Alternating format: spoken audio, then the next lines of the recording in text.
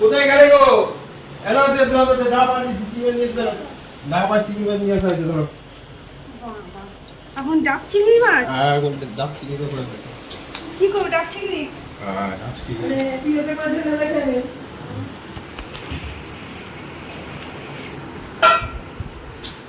এই দেখুন বন্ধুরা, আমার ছোটদা ভাই ডাব নিয়ে এসেছে আর চিংড়ি মাছ নিয়ে এসেছে।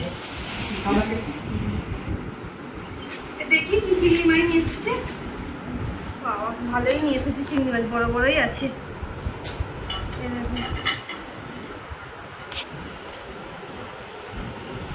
কি সুন্দর চিংড়ি মাছ আর ডাব নিয়ে এসেছিল, ডাব চিংড়ি বানাবো। আমার ছোট্ট ভাই যেগুলো বলছে ডাব চিংড়ি খাবে, ভালো তো চিংড়ি মাছগুলো দেখে বলুন কেমন।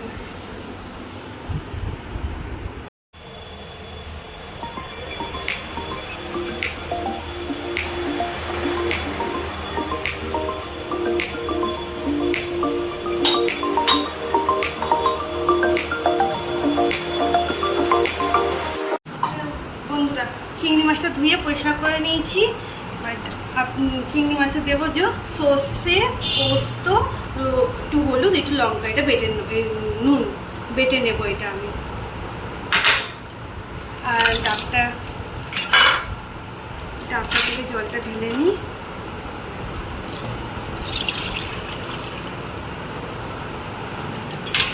মালাইটা বার করি। ডাবের মধ্যে যে মালাইটা আছে না, এটাও আমি দিয়ে দেবো। ডাবের জলটা আর মালাই এগুলো আমি বেটে ডাব চিংড়িতে দিয়ে দেবো।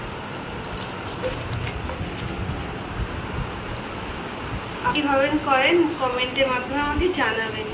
আমি তো এইভাবে করছি। আর এর মধ্যে আমি কাঁচা লঙ্কা দেবো, দুটো দিয়ে বাটবো।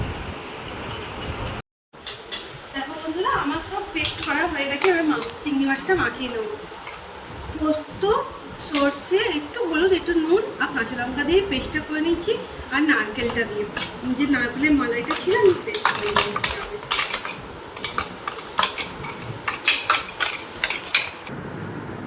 পেস্টটার মধ্যে আমি একটু শুকনো লঙ্কা, কাঁচা লঙ্কা দিয়ে দেবো, একটু কালার লঙ্কা গুঁড়ো দিয়ে দেবো, একটু হলুদ দিয়ে দেবো। কালার লঙ্কা গুঁড়োটা, কাঁচা লঙ্কা কুচি আর লঙ্কা কুচি দিলে না জিনিসটা কালারফুল হয়, খুব সুন্দর দেখতে হয়। একটু চিনি দেবো, একটু স্বাদ মতো লবণ দেবো। আপনারা যেটা স্বাদ মতো লবণটা দেবেন। আর সর্ষের তেল দেবো।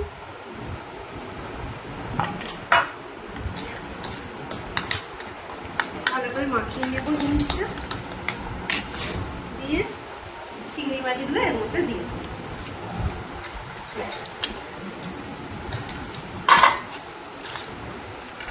দিয়ে ভালো করে জিনিসটা মাখিয়ে নেব। আর একটু সরষের তেল দিচ্ছি আমি। আর লঙ্কা গুঁড়োটা দিয়েছি কেন, কালারটা সুন্দর হওয়ার জন্য। খুব সুন্দর লাগবে দেখতে জিনিসটা, খেতেও ভালো লাগবে। দেখো বন্ধুরা কি সুন্দর মাখানো হয়ে গেছে। এবার আমি ডাবের মধ্যে দিয়ে দেবো, চিংড়ি মাছ ভরে নেব।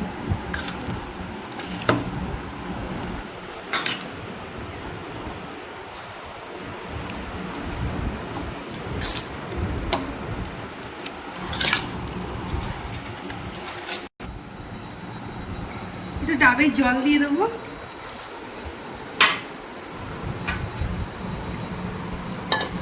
আর ওপর দিয়ে একটু সর্ষের তেল দিয়ে দেবো। আপনারা কে কীভাবে বানান আমাকে কমেন্টে জানাবেন। আমি এইভাবে বানালাম, সহজ পদ্ধতিতে বানালাম। এবার মুখটা চাপা দিয়ে দেবো। মাটা দিয়ে মুখটাকে বন্ধ করে দেবো, সিটি করে।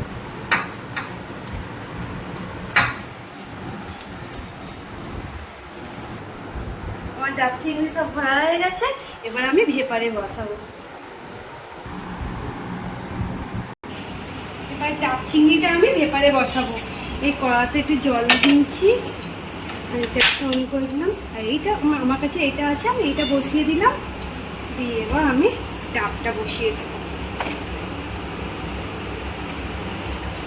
দিয়ে গামলিটা চাপা দেবো।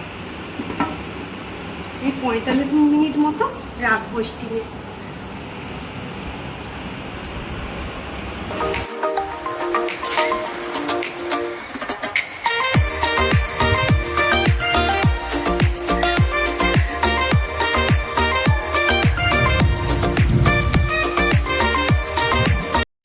বন্ধুরা দেখো সব রান্না রেডি হয়ে গেছে। এদিকে ভাত করে নিয়েছি গরম গরম, এদিকে মাছ আলু পটল দিয়ে তরকারি আর ডাব চিংড়ি আমার রান্না রেডি। এবার আমি মাকে খেতে দেবো, মা খেয়ে বলতে কেমন হয়। দেখো বন্ধুরা আমি লাঞ্চের থালা সাজিয়ে নিয়েছি, কেমন হয়েছে বলো লাঞ্চের থালাটা আজকে আমার। আর আমি ডাব চিংড়িটা দেখি কেমন হয়েছে। এরকম বন্ধুরা আমার ডাব চিংড়িটা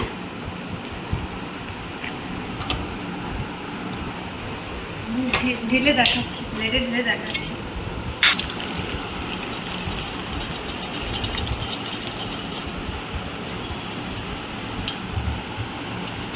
এবার আমি সার্ভ করবো, মাকে দেবো। বন্ধুরা দেখুন কেমন হয়েছে, ভালো হয়েছে, বেশ কালারফুল হয়েছে, কত সুন্দর না।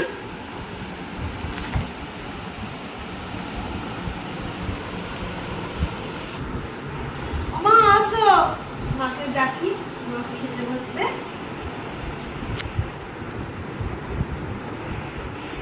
আমার ডাব চিংড়িটা খেয়ে দেখো কেমন হয়েছে। দেখতে তো খুব সুন্দর হয়েছে, একদম ভালো তো হবেই, দেখেই মনে হচ্ছে। এত ভালো লাগছে। লেবু যে বন্ধুরা লেবু দিয়েছে আমার বৌমা, লেবু দিচ্ছে। এবার একটুখানি দেখি, খুব সুন্দর তো হবেই, দুর্দান্ত হয়েছে। দেখুন বন্ধুরা কি বড় বড় চিংড়ি মাছ আমার বৌমা নিয়ে এসেছে, আমার ছোট ছেলে এনেছে, আমার বৌমা করেছে, হেভি লাগছে দেখতে।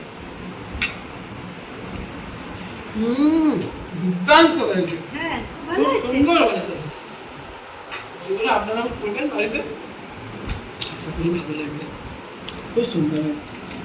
আমার এই দেখুন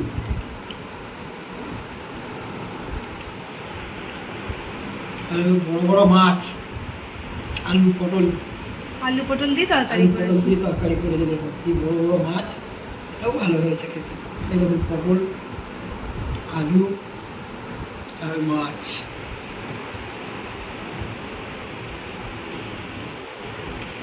খুব সুন্দর হয়েছে, দেখলেই মনে হচ্ছে খুব সুন্দর হয়েছে।